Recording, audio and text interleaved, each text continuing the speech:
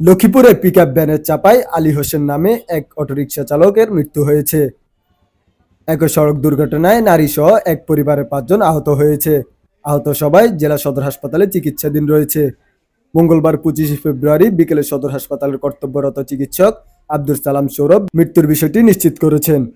এর আগে দুপুর ১টার দিকে সদর উপজেলার নতুন তেয়ারীগঞ্জ বাজার এলাকায় পিকআপ ভ্যান ও অটোরিকশার মুখোমুখি সংঘর্ষ বাধে। নিহত আলী হোসেন একই উপজেলার কুশাখালী ইউনিয়নের কালীবৃত্তি গ্রামের সাচচ উদ্দিনের ছেলে। আহতরা হলেন বিবি হাজেরা, তার নাতি ওহি, জুনায়েদ, বড় ভাইয়ের ছেলে ইউসুফ আলী ও তার স্ত্রী রুবি আক্তার। আহত সবাই সদর হাসপাতালে চিকিৎসাধীন রয়েছে। তারা কুশাখালী ইউনিয়নের ঝাউডগি গ্রামের বক্তি সর্দার বাড়ির বাসিন্দা। লক্ষ্মীপুর সদর হাসপাতালের কর্তব্যরত চিকিৎসক আব্দুল সালাম সৌরভ জানান, দুপুরের কিছুক্ষণ পরে সড়ক দুর্ঘটনায় ৪ জনকে আনা হয়। এদের মধ্যে আলী হোসেন মুমূর্ষু ছিলেন। তিনি চিকিৎসা অবস্থায় মৃত্যুবরণ করেন। এখানে 2:30 ইমার্জেন্সিতে টোটাল 4 জন রোগী আসেন রোড অ্যাক্সিডেন্টে।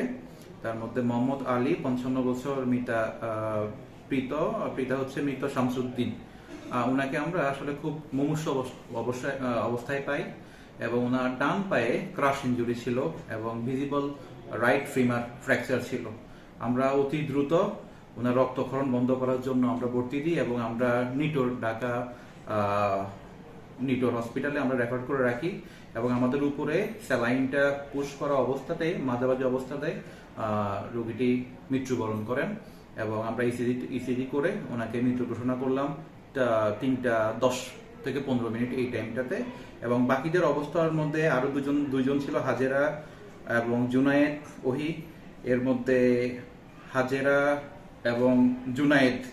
এবং ওহি এই দুজনেরও আমরা খুব বেশি ইনজুরি পাই পায়ের মধ্যে, বিশেষ করে তাদেরকে আমরা ভর্তি দিয়ে রেখেছি এবং তাদেরকে আমরা ঢাকায় এবং যে মেডিকেল কলেজে সেখানে আমরা রেফার করে রেখেছি। News desk, Lakshmipur Times.